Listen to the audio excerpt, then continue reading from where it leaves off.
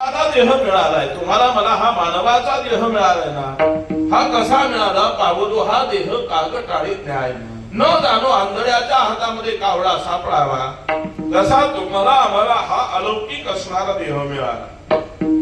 या देहानं साध्य काय करता येईल? आता माझे खंडी देह देहांतरे अनेक देहामध्ये फिरणं, त्याचं खंडन करता येईल, म्हणजे जन्म मृत्यूचं चक्र चुकवता येईल.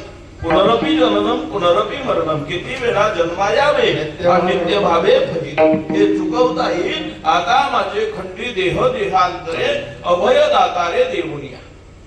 हा देह कसा मिळाला? मिळाला असा महाराज, आंधळ्याचा न जाणो पायाजवळ धनाची चरबी असावी, ती चरबीची ठेस त्याला लागावी, त्याला धनाची आंधळ्याला चरबी मिळावी.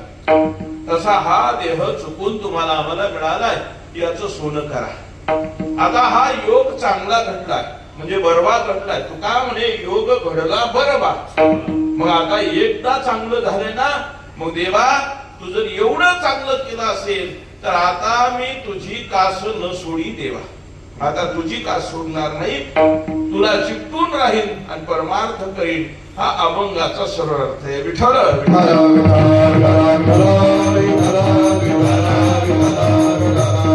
तुम्ही मी माणूस म्हणून जन्माला आलो. जन्माला येण्याची कारण 3 आहे. माणूस म्हणून जन्माला येण्याची कारण, तुम्ही मी माणूस म्हणून जन्माला येण्याची कारण 3 आहे. जन्माला येण्याचं पहिलं कारण आहे वासना. जन्म घ्यावा लागे वासनेच्या. जन्म वासनेला मिळतो, पण माणूस म्हणून मिळेल हे सांगता येत नाही.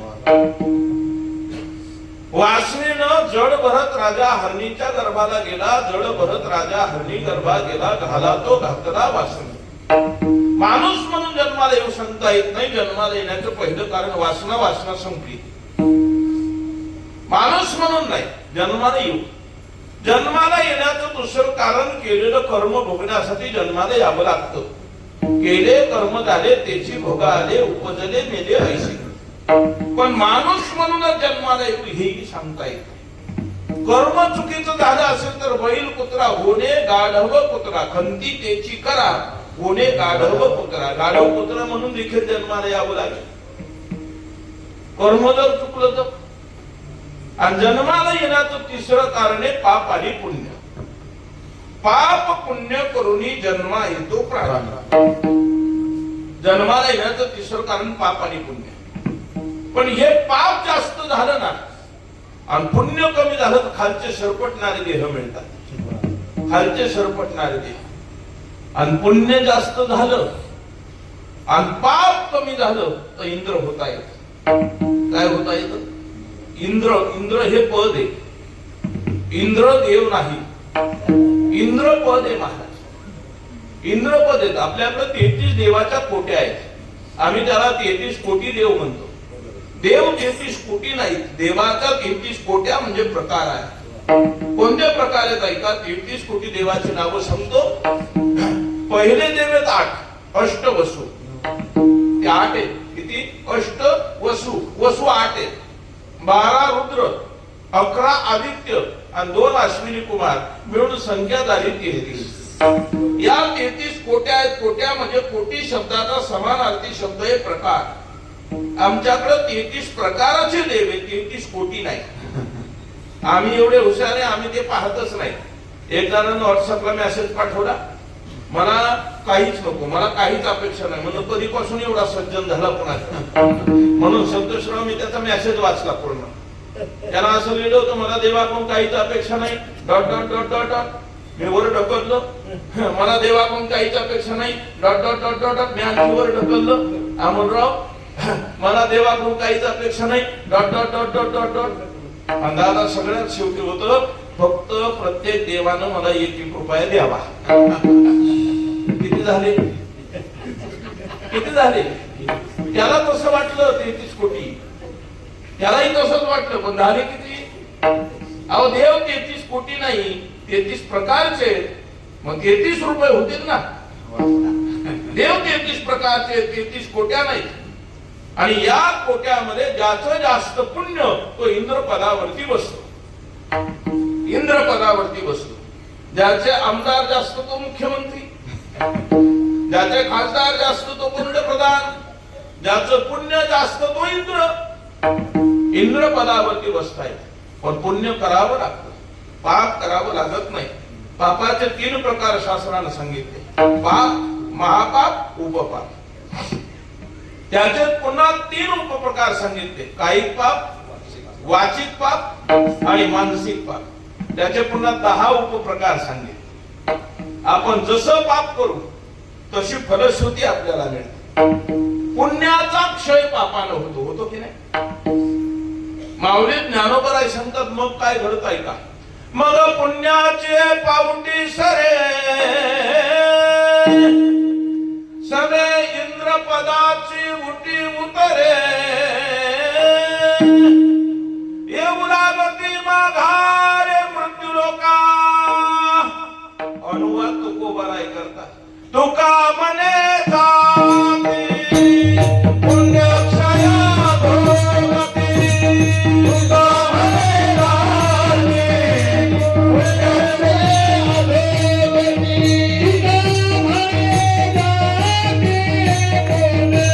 पुण्य क्षया भोगती,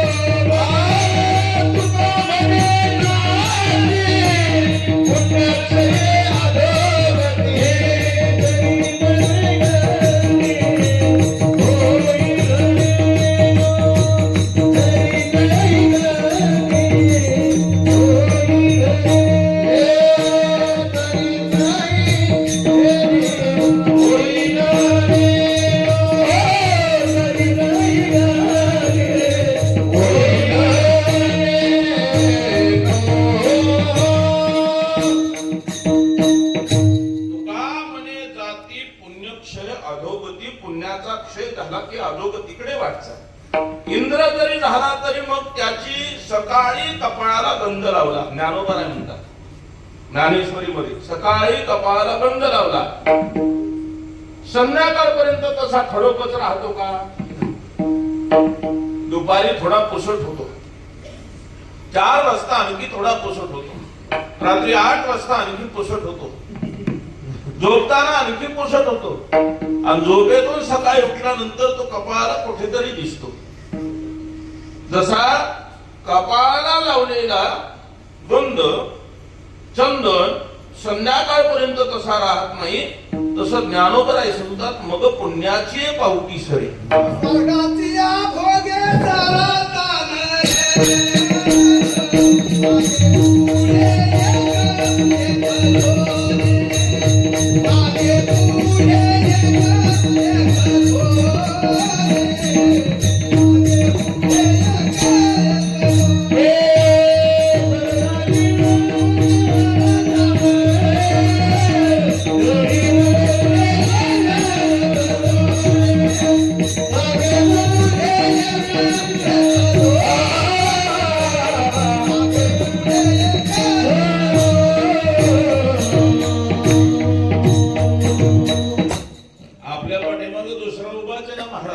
मागे पुढे एक एक जोडी. म्हणून भागवतामध्ये 24 इंद्राची यादी सांगितली. किती? हे प्रमाण तिथं बसतो. कुठं? भागवतामध्ये 24 इंद्राची यादी सांगितली. एकाचं पुण्य सरलं की दुसरा उपाय, दुसऱ्याचं सरलं की तिसरा उपाय, असे भागवतामध्ये 24 इंद्र सांगितले. मग आता तुम्ही सांगा दादा, 23 पदावरून खुर्चीवरून उतरले म्हणून 24वा बसला असेल, 23 बसलेले 24वा जाऊन बसेल? नाही, तसं तर नाही ना. एक उतरला की दुसरा बसतो, एक गेला की एक बसतो. इंद्र कुणालाही होता येतं पुण्याच्या जोरावर. जास्त पुण्य इंद्र, जास्त पाप खालचे सरपट नागे गेला. आणि मग माणूस म्हणून कधी जन्माला येतो तुम्ही मी? जेव्हा पाप आणि पुण्य समसमान होत, 50% पाप आणि 50% पुण्य होत ना, तेव्हा तुम्हाला आम्हाला माणसाचा नरदेह मिळतो, जन्म मिळतो. पाप पुण्य करून जन्मा येतो प्राण्याला. पाप आणि पुण्य करून तुम्ही मी जन्माला आलो. मग आता गंमत पहा, माझं जन्माला येताना पाठीमागच्या जन्माचं पाप 50%, आणि माझं जन्माला येताना पाठीमागच्या जन्माचं पुण्य 50%. तुमचं तात्या माझं पाप 50%, तुमचंही 50%. माझं पुण्य 50%, तुमचं. जर प्रत्येकाचं पाप आणि पुण्य 50-50%, तर मग देवानं सगळ्यांना सारखं ठेवायला पाहिजे ना, समान ठेवायला पाहिजे होतं ना. देवानं फरक केला की नाही? का ठेवलं समान? काय फरक केला ऐका ना. देवानं फरक केला की नाही? एक गरीब एक श्रीमंत का? काय फरक केला ऐका. एक गरीब एक श्रीमंत का? एक काळा एक गोरा का? एक रोगी एक निरोगी का? एकाला 4 मजली बंगला, एकाला राहायला झोपडं. ज्याला बंगला त्याला लेकरू बाळ नाही, आणि ज्याला झोपडं त्याला 10 12. तुम्ही वीटभट्टीवर पहा ना, राहायला घर नाही, 10 12 लेकर मोजून झोपवायचे. आणि ज्याची वीटभट्टी, ज्याला 4 मजली बंगला, ते नवस करतोय पोरग होते. का फरक केला देवानं? का? त्याचं काहीतरी कारण आहे ना महाराज. ऐसे भिन्न भिन्न साठे, ऐसे भिन्न भिन्न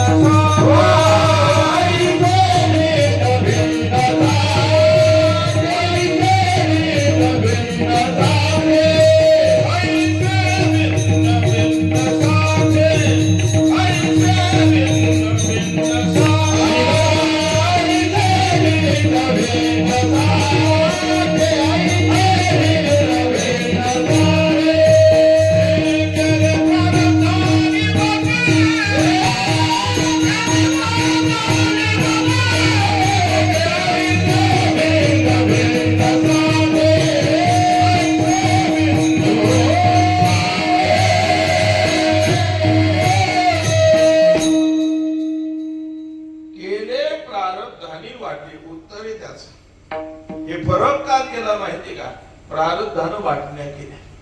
प्रारब्ध ज्याचं त्याचं वेगळं आहे की नाही. तुम्ही मी माणूस म्हणून जन्माला आलो, पण प्रत्येकाचं परमार्थाचं पुण्य वेगळं. ऐका ना, सोपं सांगू का?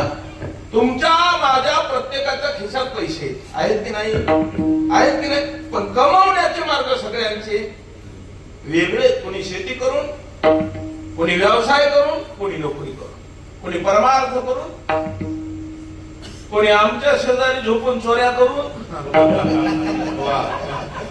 झोपलं नाही दिल्लीत, माझ्या शेजारी झोपलं नाही, चोरी केली. ऐका ना, ज्याच्या त्याच्या खिशात वेगवेगळे पुण्य. ऐका ना, साठे वेगवेगळे, प्रत्येकाचे साठवण्याचे. प्रत्येकाचे. कोणाच्या घरात बाजरीचा साठा आहे, कोणाच्या घरात ज्वारीचा आहे, कोणाच्या घरात गव्हाचा आहे, कोणाच्या घरात वेगळं आहे. साठा वेगवेगळा आहे. मग ज्याचा जसा साठा त्याचं तसं प्रारब्ध, ज्याचा जसा साठा त्याला तसं फळ मिळतं महाराज. मग श्रीमंतीचं पुण्य वेगळं, गरिबीचं पुण्य वेगळं, काळेपणाचं पुण्य वेगळं, गोरेपणाचं पुण्य वेगळं, रोगी शरीराचं पुण्य वेगळं, निरोगी शरीराचं पुण्य वेगळं. प्रत्येक. तुम्हाला सांगू का, राजा दशरथ राजा होते की नाही? राजा दशरथ राजा होते अयोध्येचे. श्रीमंतीला कमी, पाणी भरत होती ना श्रीमंती. अष्टप्रधान, सेनापती, मंत्री, महामंत्री. राजा दशरथाला 753 राण्या. काय कमी होतं का महाराज? सगळं. राजा दशरथाकडे श्रीमंती भरपूर, पण पोटी पुत्र प्राप्ती होती का? पोटी मुलबाळ होतं का राजा दशरथाला?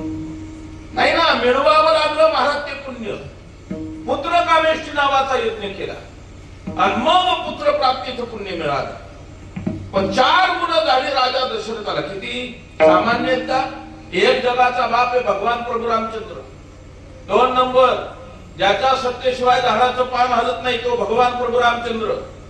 वृक्षाचे पान हल्ली ज्याची सत्ता राहिली अंता मग तुझ्या सत्तेने वेदाशी बोलणे, सूर्याशी चालणे तुझी आवडे. ऐसा तू समर्थ ब्रह्मांडाचा धरी. ब्रह्मांड उतरली ज्याची इच्छे घडी, तो जगाचा बाप भगवान प्रभू रामचंद्र 1 नंबरचा मुलगा आहे. ज्यानं पृथ्वीचं ओझं आपल्या डोक्यावरती धारण केलं, त्या शेषाचा अवतार लखनभैया 2 नंबरचा मुलगा आहे. अनुक्रमे शंख आणि चक्राचा अवतार भरत शत्रुघ्न. ही 2 मुले, अशी 4 दैदिप्यमान सामर्थ्यवान मुलं पोटी जन्माला आली. पण खरं सांगा, मरताना एक तरी होता का? किती पुत्र सुख मिळालं राजा दशरथाला? ऐका, श्रीमंतीचं पुण्य होतं पुत्र प्राप्तीचं पुण्य मिळवलं, पुत्र सुखाचं मिळवता आलं नाही. राजा दशरथाला 4 मुलं, पण महाराज म्हणले अंतकाळी एकही नव्हता. 4 पुत्र दशरथा, अंतकाळी एकही नव्हता. अंतकाळाला एकही नाही. मग श्रीमंतीचं पुण्य वेगळं, पुत्र प्राप्तीचं पुण्य वेगळं, पुत्र सुखाचं पुण्य वेगळं, रोगी शरीराचं पुण्य वेगळं आणि निरोगी शरीराचं पुण्य वेगळं. रोग कधी येतो महाराज? पाप वाटलं की रोग येतो. तुका म्हणे पापे आणि येथे रोगाची आरोपे. तुका म्हणे पापे येथे रोगाची आरोपे. पाप रोगाच्या रूपाने येतो.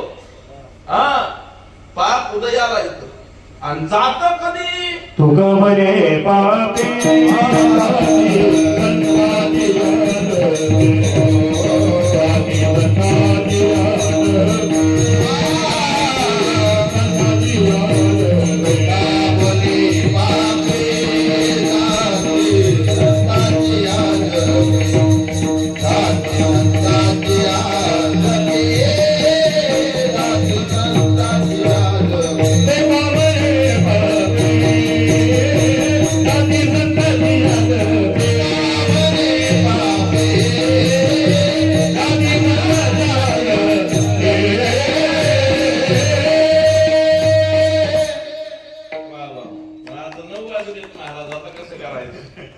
अजून आपण अभंगातच गेलो नाही. तुका म्हणे पापे आणि येथे रोगाची आरोपे.